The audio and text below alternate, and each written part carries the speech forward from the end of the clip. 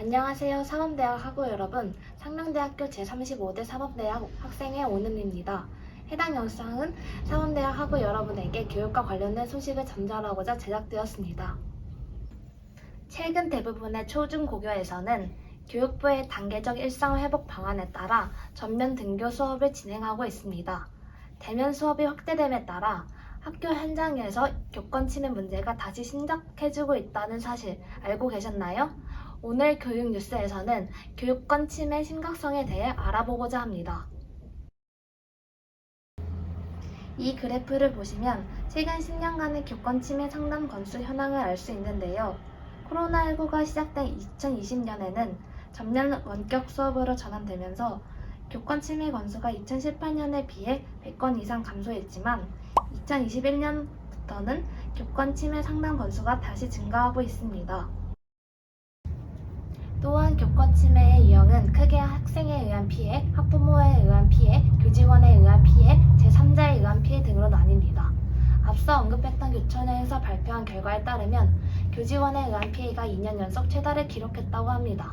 교청은 대면 수업이 증가하면서 교권 침해도 많아지고 방역 등과 업무를 둘러싼 갈등으로 교직원 간 침해가 증가한 것으로 보인다고 분석했습니다.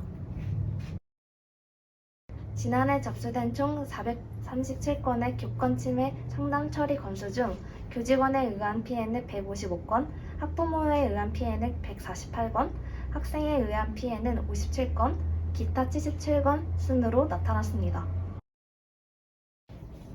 이어서 교권이 침해된 사례를 살펴보도록 하겠습니다. 첫 번째는 학생에 의한 피해 사례로 수업을 방해하는 학생들 때문에 어려움을 호소하는 A 교사의 사례입니다. A 교사는 수업을 방해하는 학생들 때문에 힘들다며 교총에 호소글을 접수했습니다. A 교사는 6명 정도의 통제가 불가한 아이들이 학교를 마음대로 다니고 있어요. 특히 2명은 수업 방해가 심각한 상태입니다. 모든 교과 교사들이 6명의 학생 때문에 무력감을 느끼고 있고 다른 학생들 또한 피해를 입고 있는 상황입니다. 지금은 정도를 넘어서서 생활 지도를 할 수 없는 지경에 이른 것 같습니다. 중학생이라서 퇴학도 안 되고 답답하다는 선생님들의 하소연을 어찌해야 할까요? 라며 절박한 심정을 드러냈습니다. 교실에서 발생하는 수업방해는 교권 침해뿐만 아니라 다른 학생들의 학습권까지 침해하는 심각한 상황입니다. 또한 수업 방해 문제는 교육 현장에서의 조치로만 해결하기에는 한계가 있기 때문에 교육 당국의 적극적인 대책 마련이 필요하다고 볼 수 있습니다. 두 번째는 학부모에 의한 피해 사례입니다.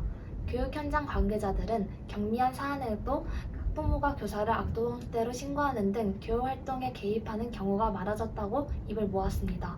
교사들이 관련 분쟁에 휘말리는 일이 늘었고 이로 인한 스트레스로 심리 상담을 원하는 교사가 점점 많아지고 있다는 것입니다.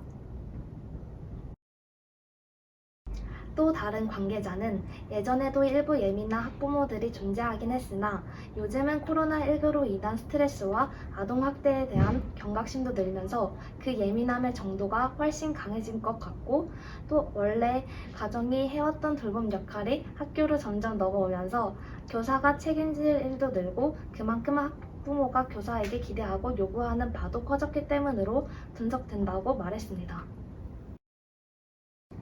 마지막은 최근에 급증한 교직원에 의한 피해 사례입니다.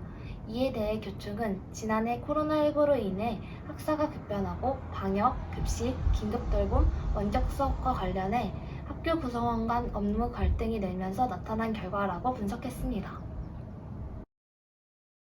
예를 들면 백신 접종 학생 관리를 담임교사나 보건교사 가운데 누가 할지 정하는 과정에서 마찰이 생기거나 백신 접종 후 병가에 들어간 교사 대신에 다른 동료가 과다한 업무에 시달리면서 마찰이 발생하는 것이었습니다.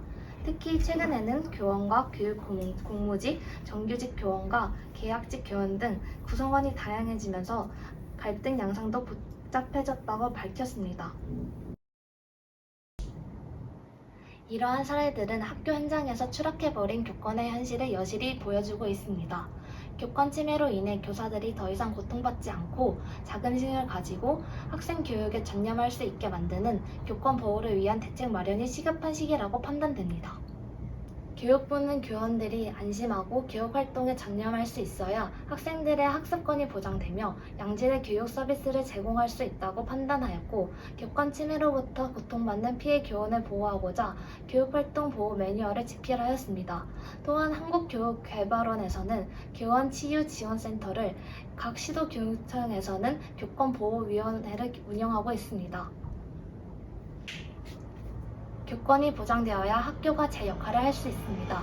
또한 교권을 중시하는 사회적 분위기와 법과 제도 등이 뒷받침되어 교권이 보호되는 사회가 만들어지기를 희망하면서 오늘의 교육 뉴스를 마치겠습니다. 감사합니다.